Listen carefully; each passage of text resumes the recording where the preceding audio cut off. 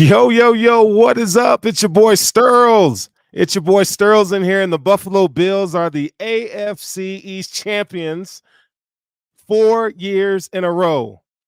The Buffalo Bills took it to the Miami Dolphins 21-14, and them Bills are the number 2 seed in the playoffs. How you like that? At 6-6, we were talking about this team not making the playoffs.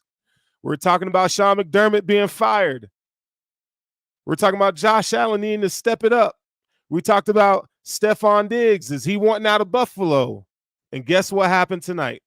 Your Buffalo Bills over the last 5 weeks have been one of the best teams in the NFL, and they have secured the number 2 seed along with the AFC East. Miami Dolphins have been talking a lot of smack all season. And even some of us Bills fans thought, you know what? We'll let you have the division. But guess what? Tennessee came knocking on the door. Baltimore came knocking on the door. And them boys couldn't keep it up. They couldn't keep it up. And so the Buffalo Bills from the shadows have taken the AFC East. The Buffalo Bills are on their way to the Super Bowl starting next week. Yes, sir. We are starting for the Super Bowl. I'm calling right now. Bills going to the Super Bowl, baby, all the way. You know, I don't know if y'all know that meme where they say, yeah, they had us in the first half. Oh, if I had a cigar right now, I'd smoke it. It feels so good right now, man. It feels, whew, oh man. I just gotta laugh. I have to laugh at the Miami Dolphins. I got to, because it's hilarious. It's so funny. Marcel Woodard, what's up, man? He said, go Bills. Yes, sir. Randolph Moore, my guy. Let's go number 2 seed. Richard Russ, beast of the East, baby. John Taylor, unbelievable with Deontay. Godly. Oh, man. Jenny Tay. Hey, let's go Buffalo. AFC East champs. Yes, sir. We're going to be the representative for the AFC in the Super Bowl. That's what I'm talking about. Yes, sir. And guess what? I got my dog in here. Gonna bring him in. Oh, bro, yeah. Poe. How you doing, bro? They had, they did, who they had in the first? They had everybody else, but they didn't have me and you. They didn't have us, though. They didn't. We were 6-6 and we were chilling. We would change some things up, win the games at the end of them, but it's all good. It's all good. We're here now. Were you sipping your tea? Because I was sipping my tea. Oh, absolutely. I was sipping tea. I told you I got the script. That's what I've been saying. J Poe got the strip. Listen, I'm a little parched. I'm gonna give me a little drink right now. Shoot. Hell yeah. It just feels good. Absolutely. It just feels good. I ain't gonna lie. I was worried. I'm not worried about the game, but just worried. Like, I just need them to get in there and get this done so we can get up out of there, get this number 2 seed, and we're going to get them Steelers in Buffalo next week. That's what I'm on right now. That's what I'm on. Because that game, like, after the preseason game, they were talking a lot of shit, those Steelers fans. So yeah, I'm excited for that one. You know what? Now you're coming to Buffalo, which, it doesn't matter for Steelers because they play in the cold weather too, but you're coming to Buffalo with that offense that they put out there. No TJ Watt, bruh. Come on, man. I'm telling you right now, the Bills winning that game. The Bills are going to be representing AFC in the Super Bowl. I'm telling y'all right now. So ironic. I seen, and I posted this on Twitter, I've seen a post of Isaiah McKenzie's punt return against the Dolphins in the preseason game, 2 or 3 years ago. And somebody said, Deontay Hardy hasn't shown any type of flashes like this. So that was a miss for getting Hardy over McKenzie, and then Hardy comes into this game right away and just to the crib, 96 yards. That's crazy. Yeah. Hey, we got a fan, one of dogs from John Davila from Ecuador. Rocking with us tonight, bro. That's cold. That's right dope. There. That's dope. That's real cold. Thank you for listening to the show. And wherever you guys are, if you're in a bar, if you are at home with your family and loved ones, if you're in the car wherever you are. This is the Buffalo Rumblings vidcast feed, Buffalo Rumblings post-game show, Intentional Groundings. And man, we are excited to have you guys here with us tonight. Well, we're going to talk about this Buffalo Bills team and this victory against the Miami Dolphins. And you know what we do on the show to kick it off. We kind of go to the box score to tell the story. Okay. Now, before we tell the story of what happened tonight, we got to talk about the state of the team heading to the game.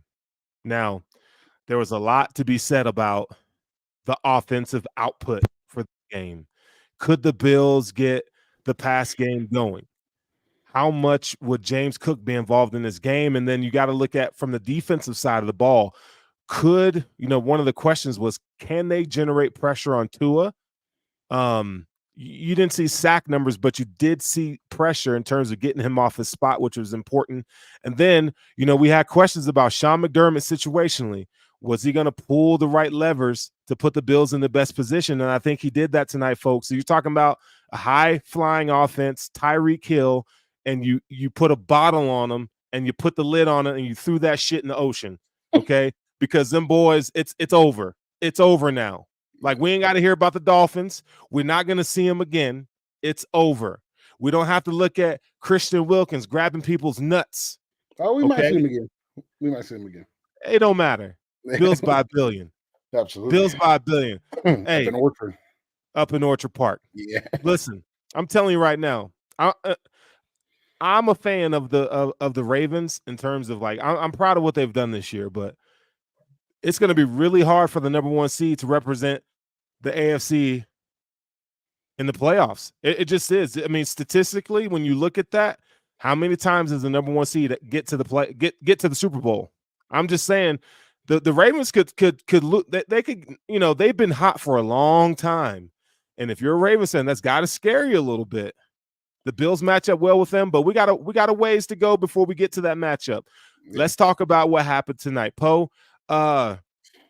You watch film like I do. Absolutely. Let's talk about the offense real quick. What do you think about the offense before we jump into the box score? I have less problems with the offense this game than people like. Yeah, 21 points is not that much. But I mean, if we kick the field goal instead of turning the ball over in the red zone 3 times, that game's not even close. So like, as much as we can sit here and dog the offense for really just Josh's turnovers. Yeah. They did well. They moved the ball well. Josh threw for a lot of yards and did, other than the turnovers, he did exactly what I thought he was going to do this game. Yeah. Yeah. From a yards perspective, he was phenomenal. Peter Miraglia says Allen is their daddy. Another thing, this guy with this injuries may be a problem. I really truly believe that all 3 of the injuries that we had that ended up sitting would have played had this been a true playoff game. I really feel they were being precautionary with Rasul, T-Dot, and that's my honest opinion. I'm not a doctor or anything, but the way that they were on the sideline, it looked like they could have played. They were just being precautious. Yeah, Rasul was still in uniform, okay, on the sideline. So I think it was probably, I mean, I don't know this, but it felt like it's one of those situations where if Dane Jackson got injured, they probably would have rolled Rasul back out there, or Cam Lewis. Now, I think Rasul's going to be okay. Deion Dawkins had a laceration on his hand, stitches. He's going to be fine. Came back. And then you mentioned Tyrell Dodson in this game, who's been playing lights out. I don't know what his diagnosis was. He seemed to walk back to the locker room. I don't know what his injury was. It's a shoulder thing, and those you don't want to have it be more injured than what it already is, which is why I think he probably could have played. He probably came back out. Him and Gabe probably both came back out after halftime in their sweatsuits, so you just didn't see him. But I'm almost positive that had this been a true playoff game, they would have played. I think that decision was not made by any coaching staff, any player. I think it was made by the doctors. They said, or by anybody that's not emotional at the time, because we are going to play a playoff game for sure. So we need them next week. So I'm pretty sure that was precautious. Yeah. And we're going to have to see probably on Tuesday when we get the injury report, what it looks like for these guys. But yeah, I mean, there's a level of precaution there. But at the same time, those injuries came at a time where the Bills didn't look like they had the game under control. So you kind of it weighs heavy, but again, we'll wait and see what the injury report says. But back to the offense. We've talked about the offense being close from a pass game perspective. And tonight, we saw some things rear its ugly head. Now, we have to talk about Josh Allen's decision making in the red zone, which was poor tonight. I'm okay with it in terms of get it out of your system, but how many times do we have to say with Josh Allen he's got to get it out of the system? I just think those were bad execution plays in the red zone. You talk about the throw to end the half. I mean, that throw has to be thrown in the end zone. Sean McDermott said it perfectly before going to the to the halftime. And I get Josh Allen wanting to press, and because he really hasn't had great games throwing the ball lately. But the passing game kind of after the first, after those mishaps, they kind of got it together. Let's talk about Stephon Diggs and what he was able to do. Yeah, I liked what Steph did. And again, I've spoke about this over the last few weeks. I really don't think Diggs is struggling as much as we are putting that in there and asking why he's not getting involved. I truly believe that Diggs' struggles have been on the 4 or 5 missed 70+ yard touchdown passes he could have had by Josh over and underthrowing him. And those would have added up to 250+ yards. Like, I don't think he's struggling as much. I just think that the deep balls that we're used to them hitting are not hitting right now, which is tough. And you hope at some point they get that. And they hit one, a fade ball towards the end of the third, I want to say. One of Right. the little fade balls, nice catch by Diggs. And they got him going a little bit underneath, which is what you'd like to see. Yeah, Josh just can't make the decisions that he's been making in the red zone. You got to take field goals there. I mean, two bad ones. The fumble is what it is. The two bad ones are, you got to have 6 points there, and that game is not even close at the end if we have those 6 points. So yeah, no, this game honestly was played well by the Buffalo Bills, despite the mishaps in the red zone. I mean, the Bills really should have blown them out, probably to the tune of 38-14. You talk about the 2 interceptions. I mean, you take those off the board. Now, I understand you can't take them off the board, but you put up, 2 field goals there.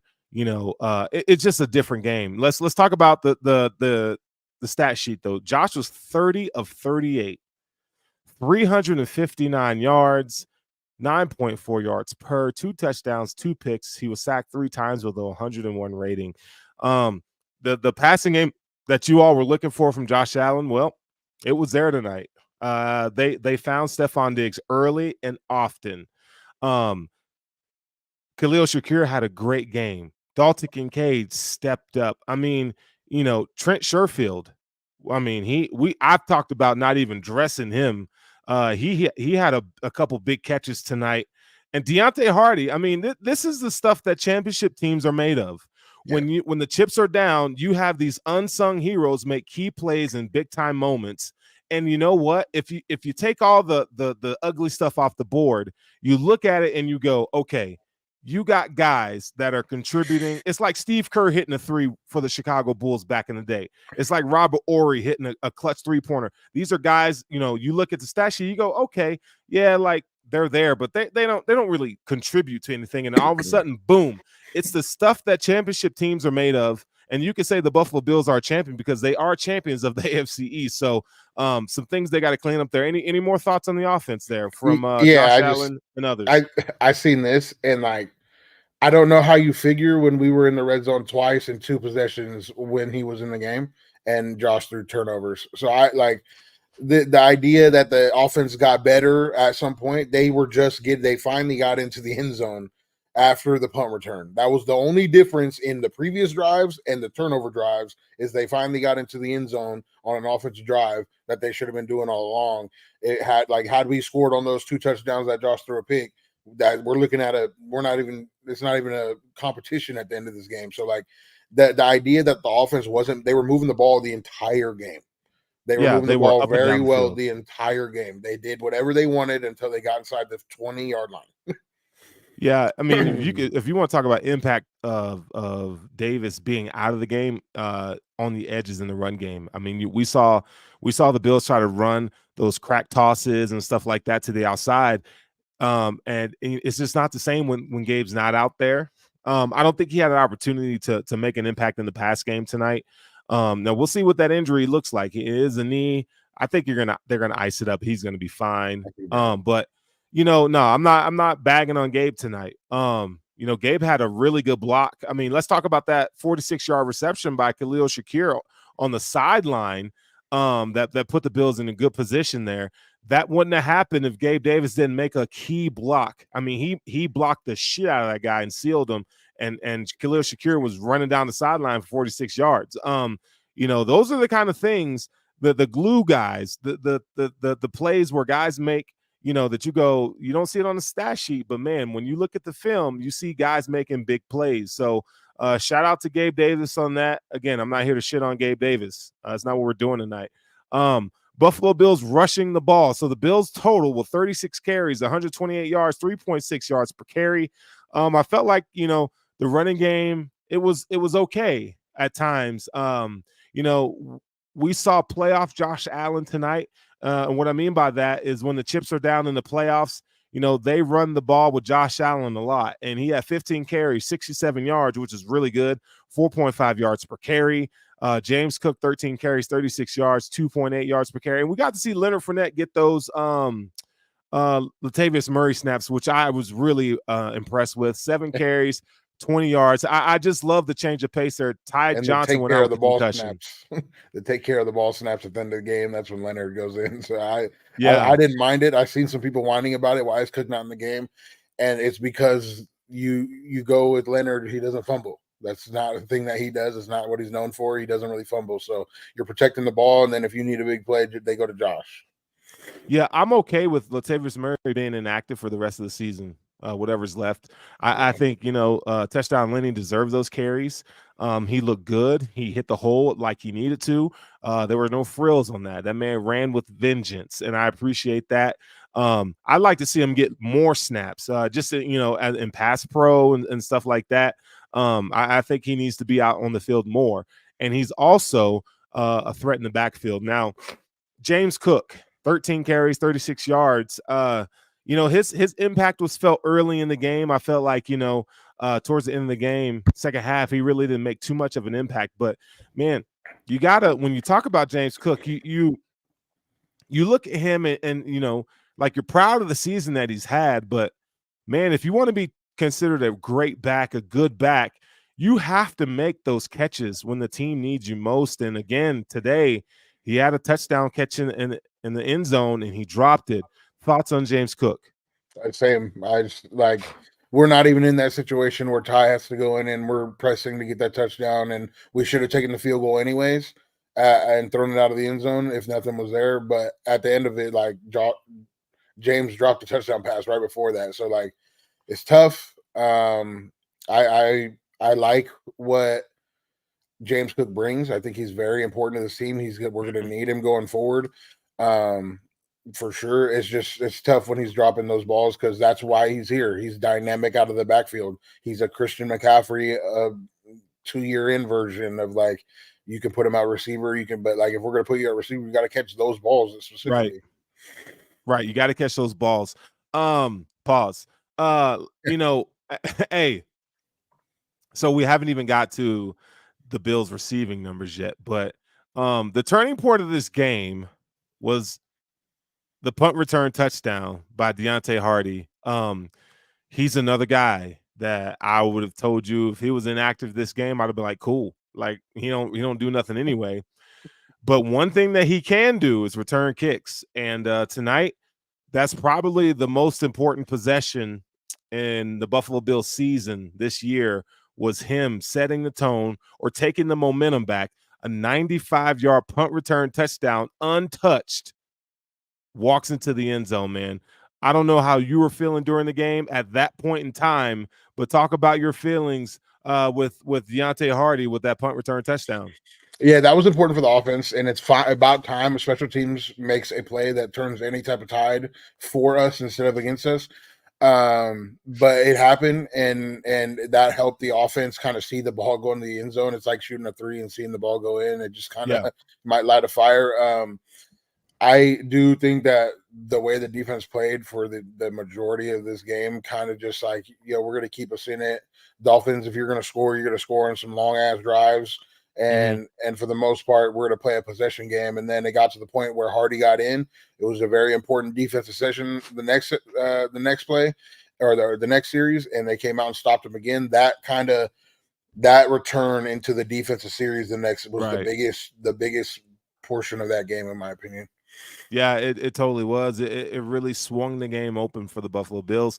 I feel like once that happened, you could feel the momentum just completely shift. You could feel the getting the monkey off your back, if you will, and the Bills just kind of settled in. And this is and again, and I'm going to go back to this. This is that championship caliber DNA that you need in these moments. Every game isn't going to be pretty. Right. If you ask me if I had to give a grade on the Bills' performance today, I would say this is a B- game for them.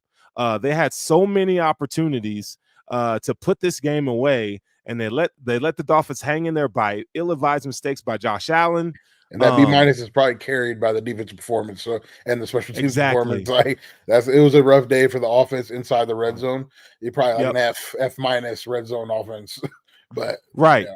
And you look at this red zone offense, they've been second in the league for a majority of the season. So, it's one of those things. This is not something that you normally see from the Buffalo Bills offense and Josh Allen.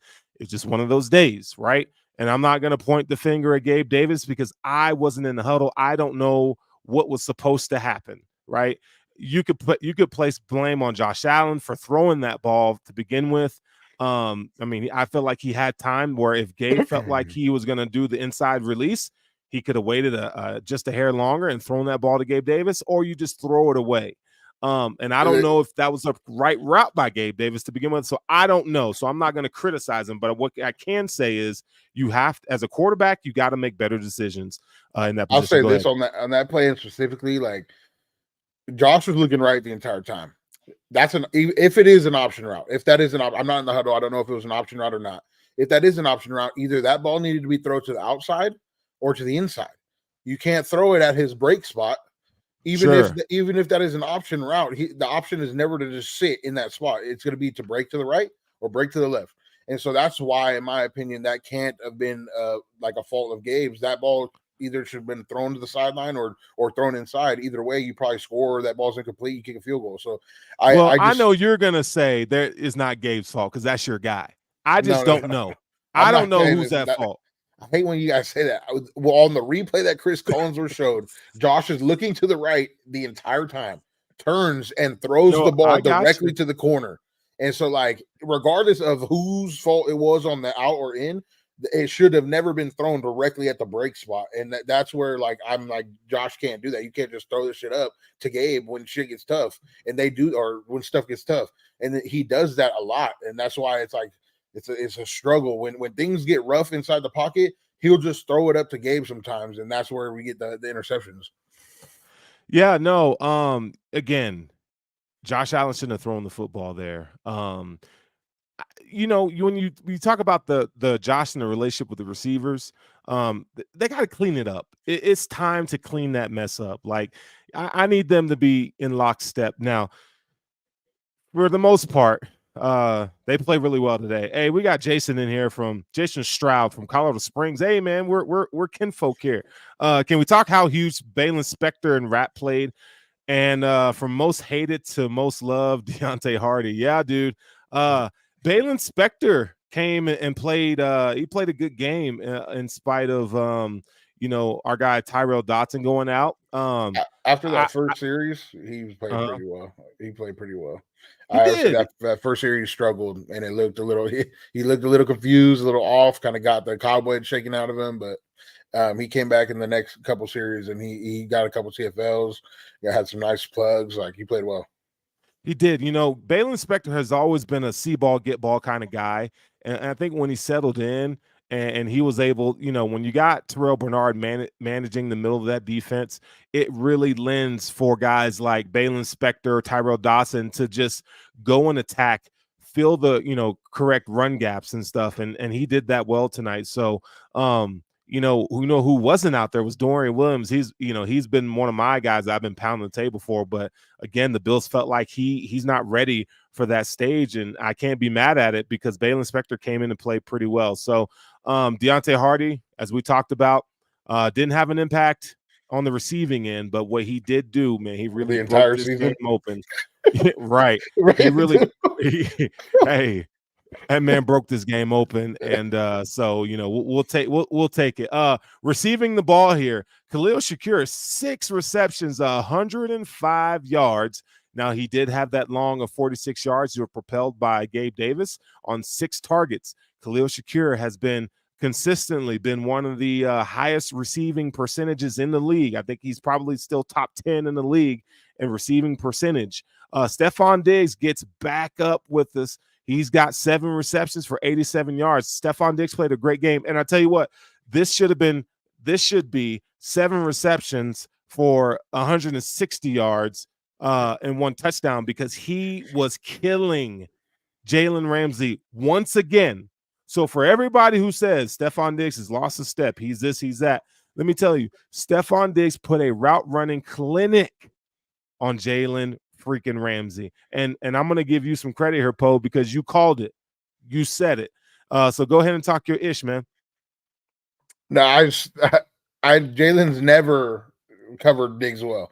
Jalen's the kind of guy that kind of plays out of phase and he reacts on receivers. And the problem is when you react on Diggs, he's just not where you think he's going to be on his routes. And right. So I do think and Diggs, people talk about him struggling, and I just don't see that. I see some missed balls by Josh, which is unfortunate. It's about 4 or 5 that could have been 70 plus yards, like I said. And and he's looking at an extra 300 plus yards, including this game today. And so I think Diggs is going to be there. We're going to start hitting that. Josh is going to start hitting that at some point throughout this playoff run.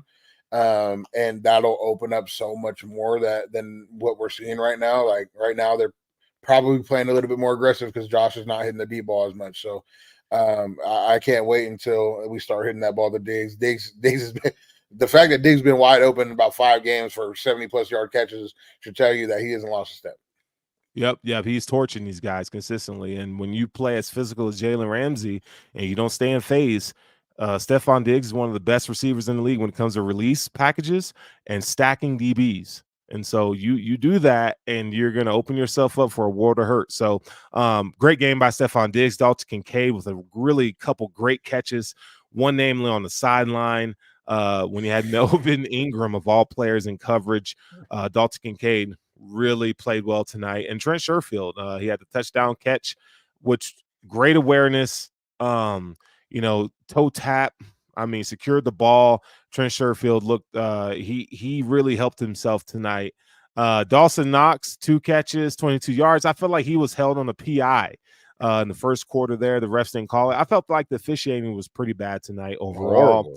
Horrible. It was horrible. It was very horrible. But outside of that, I mean, nothing noteworthy to note. But from the receiving core was 30 receptions, 359 yards. Because I was a guy that said I was good with Sherfield taking a C2, and we just see what Shorter has. Like, I mean, might as well just see what Justin Shorter has. We haven't seen nothing for Sherfield all season, but like that IQ of him to see where that ball was going and to plant his toes into the ground and lunge, like you see a lot of receivers like overdo themselves to go there. He didn't overdo it. He just planted his toes in the ground and fell and then try to catch it. That was very smart of him, and it was a big play in this game. Yeah, it was a great play in this game, and it got the Bills on the board here. As we move over to the defensive side of the ball, there was nothing that stood out from an individual performance per se. I felt like these guys did their 1/11th, and they hung in there as a unit. There were different guys that made really good plays. Jordan Poyer had a really good stop on a tight end. I think that was on the 3rd down. Terrell Bernard, again, nine tackles, 3 solo. He was all over the place today. Taron Johnson, man, was a dog today, as usual. Daquan Jones and Ed Oliver were quiet in this game on the stat sheet, but their presence was felt up front.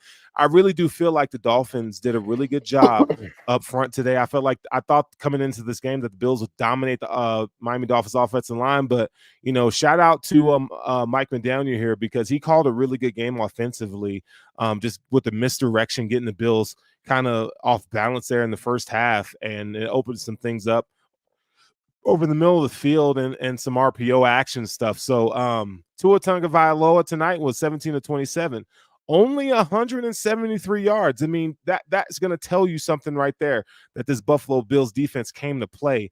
One touchdown, 2 picks, man. These guys really played their ass off tonight. Devon Achane, I felt like he was going to be the guy if without Jalen Waddle. I felt like I felt that they needed to use Devon Achane more in this game. He had 10 carries for 56 yards, but he really didn't do anything in the pass game, which was kind of odd to me. What are your thoughts on Achane? I'm not really sure. I can't really say how they use him offensively because usually when Mostert's there, that's when they would use him in the pass game more. So when he has such a big they used him specifically as a running back in this game, and when he's doing that, I'm sure it's hard as a young guy to take on both roles.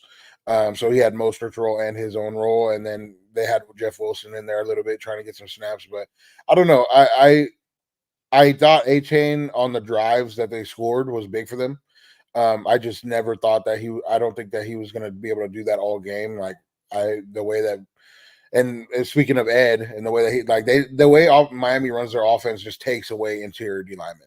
Like you can't make a choice. Like you can't play fast because you have to wait on all their misdirections and see what's going on and try to understand what's going on in the backfield. And the problem with that with Tua is now you can't read the defense and where they're setting up and what's open because you're too busy doing all this stuff in the background. So you end up throwing it to a spot. Our defensive backfield is not going to let you throw it to a spot all game. That's just not what we do. We're not going to let you throw that big deep ball that you wanted to on third down. I think I said that earlier in the week. Like that you on 3rd and 6, they love to hit the deep ball. Got picked first series of the game. Like you're not going to be able to hit that on us. Like we play disciplined defense, and it showed today for sure. Yeah, Christian Benford again has been amazing. I'm telling you, man, that kid, dude, he's stacking great performances together. And I'm not just talking about the interception, man, but he made some really good plays in coverage. Um, Dane Jackson, oh buddy, you see why the Bills went and got Rasul Douglas, because Dane Jackson, he doesn't play in phase well.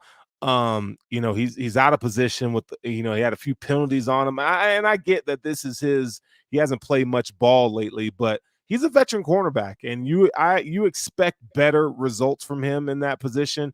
So you hope to God that Rasul Douglas can get back in the game, because the good news is you don't really have to worry about too much next week with the Pittsburgh Steelers coming to town, right? But so if Rasul needs to take another week, get a week to get it together, fine. But man, Dane Jackson out there, boy, he really leaves a lot to be desired. I will say with Dane, that's a very hard wide receiver core to come in and or even offense in general to come in and play against.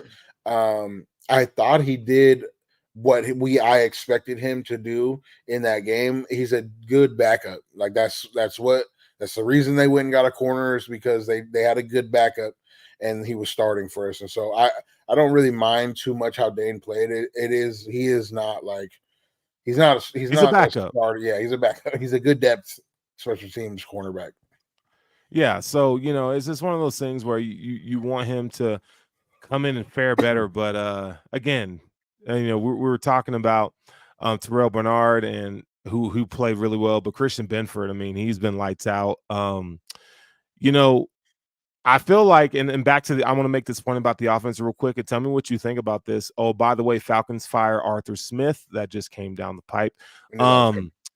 Josh Allen, man, he's got to, when Fangio says, you know what, we're going to send the house repetitively, Josh Allen, again, he has to make better decisions under pressure. You have to find your hot and get rid of the ball. And I felt like he did a poor job of that in the first half. The second half, he said, "Okay, Dalton, you're going to be my hot route guy, and when you see this coverage, I want you to in breaking route because I got to get rid of the ball quick." And I think Dalton Kincaid really helped him out there. Well, Fangio, if I'm not mistaken, he runs that shell defense like we do generally.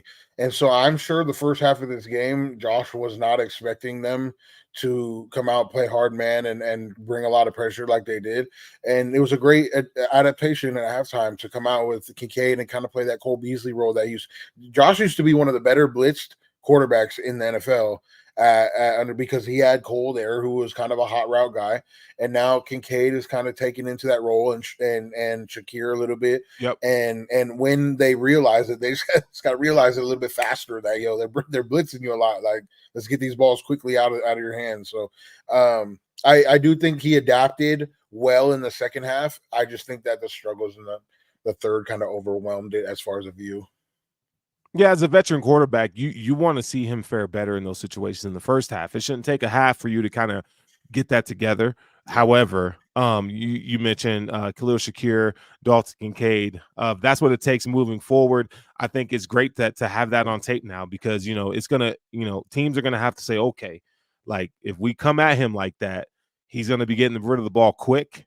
So yeah, I think you're right. Like I felt like Josh wasn't ready for that, kind of caught him off guard. And the good thing about all that is, as a coaching staff, they made the necessary adjustments to get this game back in order. So shout out to Sean McDermott, who called another great defensive game. Now, nobody should be coming in here talking crap about Sean McDermott.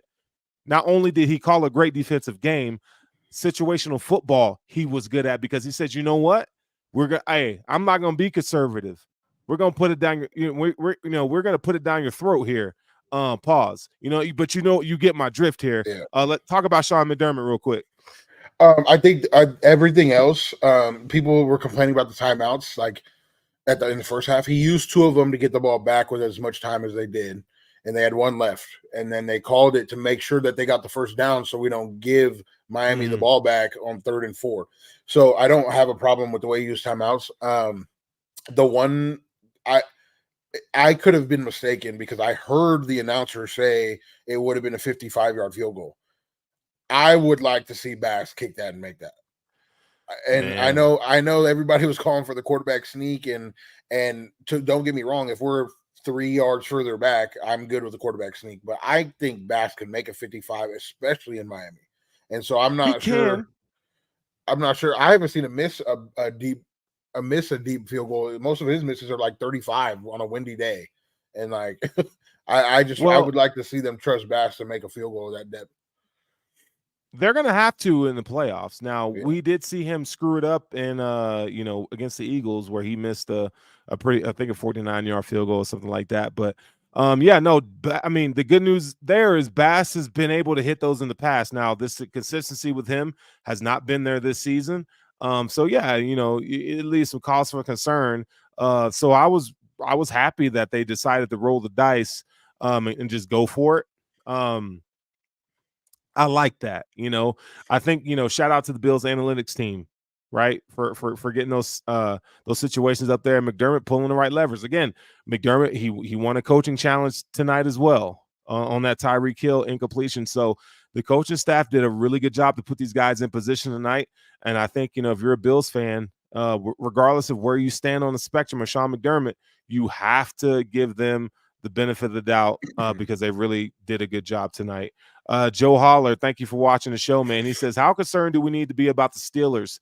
I'll let you take that one first, and then I'll kind of wrap it up there with the Steelers. It's the playoffs. You have to be concerned about everybody. You go into every game as if you're playing the best team in the NFL. I do think that the Steelers are as one-dimensional of a football team on offense as it gets in the playoffs right now. And so you're just not going to be able to do that, in my opinion, against his defense. Fully healthy, I'll say. And so I don't see them scoring many. points at all, and their defense is good. So it's going to be on Josh to kind of take care of the ball. We're going to have to get the ball out, run the ball well. Their defensive end now. TJ Watt is missing, and that is a big loss. I'm not sure if he's going to be able to play. They said it was like a grade 3 in a couple MCL weeks. sprain. Yeah. Yeah, so like, and that's a huge loss for them because now Josh is a little bit more comfortable back there. I don't see, as far as worrying about anybody, you always you go there and play your best ball in the playoffs. But I'm not mad about this matchup. Yeah, no, man. This is a game where I feel like the Bills should come in and really win this game. And I'll tell you a reason why I feel like the Bills have a slight edge in this game. Well, you do mention that they are a one-dimensional team. You know, they're not going to be able to run the ball as much as they want to because I feel like the Bills are going to get up on them and turn on offense quickly. So you have Deontay Johnson and George Pickens who've been playing well as of late, but they're not necessarily burners on the outside, and that fits really well with what the Bills do defensively. They're going to keep those guys in front, and I think because you have two physical corners in Rasul Douglas and Benford, that they're gonna make Rudolph or whoever the quarterback is throw in the tight windows, and I think the Bills are going to get a couple turnovers off that. So it's not a great matchup for the Steelers here, to be honest. The fact that you are going to Buffalo, the Bills play pretty good at home as well.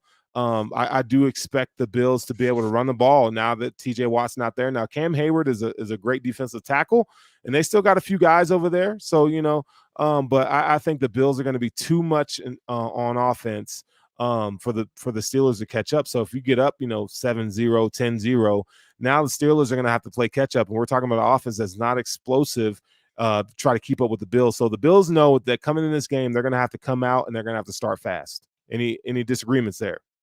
None. If you get Mason Rudolph into a situation where he has to throw the ball 25, 30 times a game, you're not losing that game. So, Yeah, no, I think it's good. Yeah. So I think they hit 3 balls, and 3 of their 6 touchdown catches are 3 5-yard slants that Deontay Hardy and George Pickens have thrown for 70. Like it was a 70-yard catch for touchdown on 3 slants, and so that's not happening. Yeah, no, I think it's not. Yeah, I agree with you there. But outside of that, I wanted to talk about Osiris Torrance before we get up out of here. Some will say it's a rookie wall, but when you look at Osiris Torrance from a pre-draft perspective, I think your inefficiencies get highlighted toward the end of the season and going into the playoffs. And he's been worked again.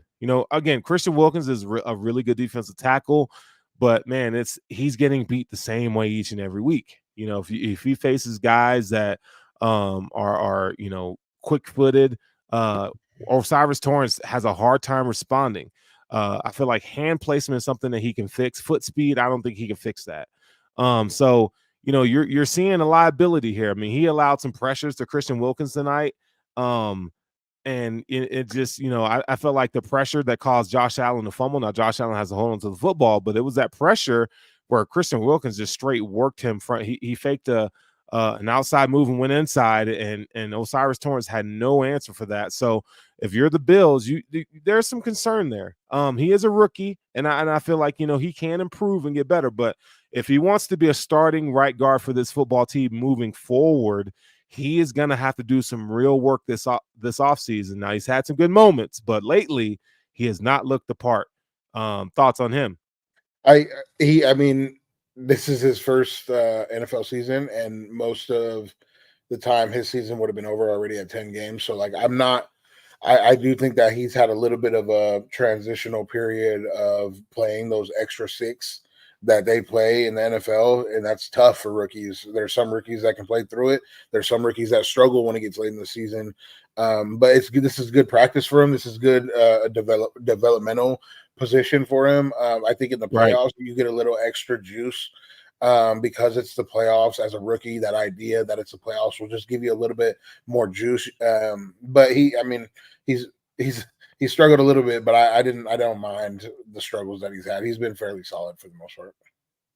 Yeah, no, I'm concerned. I think long term, I think it's something that you got to take a look at. If you want to bring in some competition for him next offseason, I'd be okay with that. There's a few guys that are available in the draft that you can get in the third, fourth round that I think would be solid additions. Zach Zinter, All-American guard from Michigan, who's broke. He has a broken leg, so he's going to fall. You might want to take a look at him in the third round if he's available. And there's some other guys that I can point out too, but we'll get into draft talk later. But let's talk about these the wild card round this weekend that's coming up and the times for those games, and then we'll get up out of here. So we have the Browns and the Texans. The Texans won the AFC South, and they're going to face Joe Flacco and these Browns on Saturday at 2:30 my time. Well, that might be Eastern. I'm not sure, but I like that game for the Browns. Now CJ Stroud's gonna give him something to think about, which that's gonna be a really good game. It's gonna be a really good game. And then also it is a weird matchup, right? You just don't.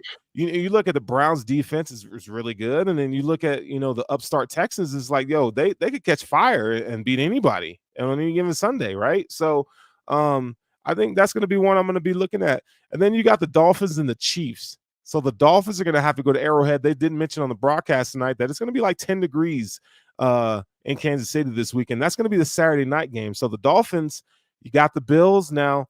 They did play the Chiefs early in the season. The Chiefs got the best of them. We're going to see what the Dolphins look like. Andrew Van Ginkel not going to be available, I don't think, for that upcoming game.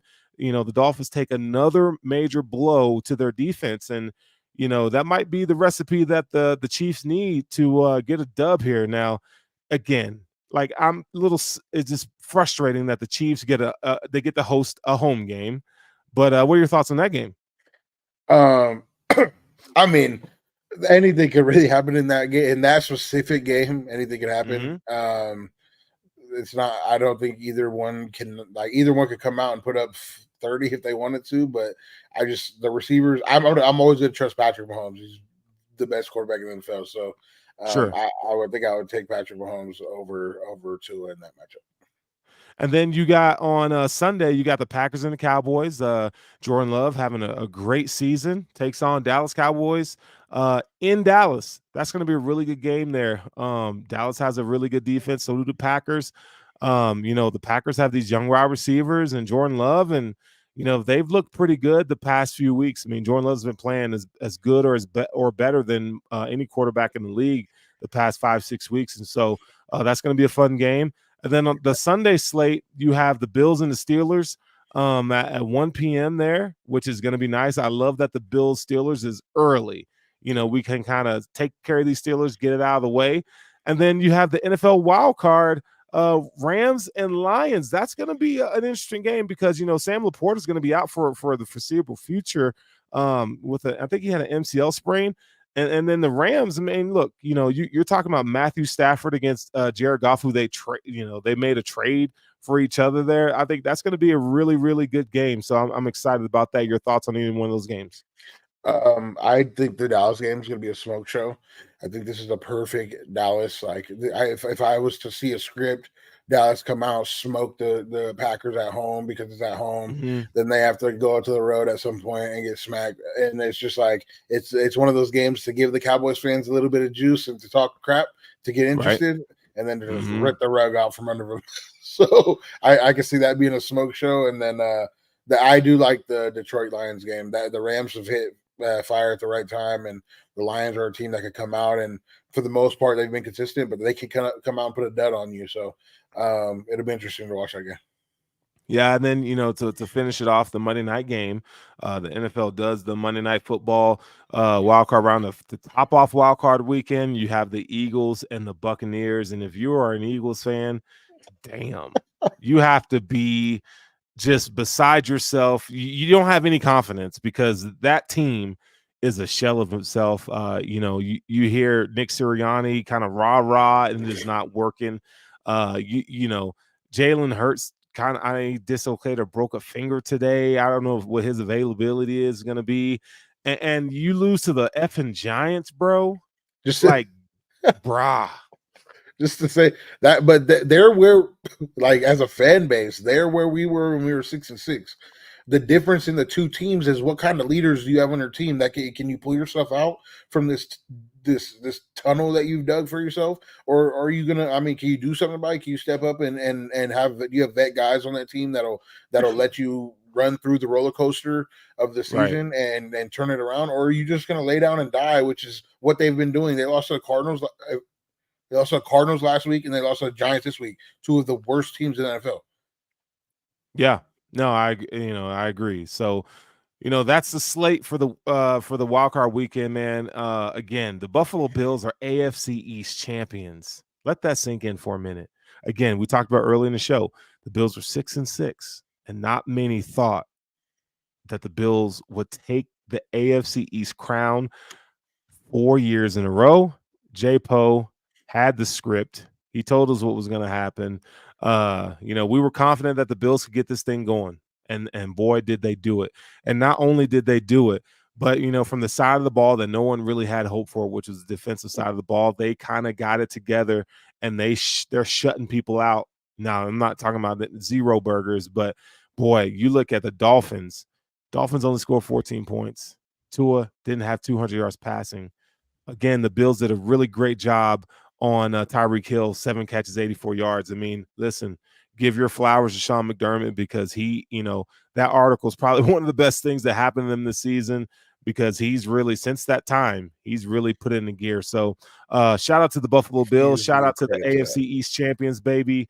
Dude, this has been a wild ride, man. I know you're going to be at the game this weekend in the box, in the press, and all the love to Jordan and what the Bills have been able to do in the secondary, because these boys are going to unleash the beast on the Steelers on Sunday, man, and it's going to be pretty epic to see. Absolutely. I'm excited. So with that being said, let's wrap up this show. You are listening to the Intentional Grounding Podcast right here on the Buffalo Rumblings vidcast feed. I am your host, Sterling for the girls, and my dog over there.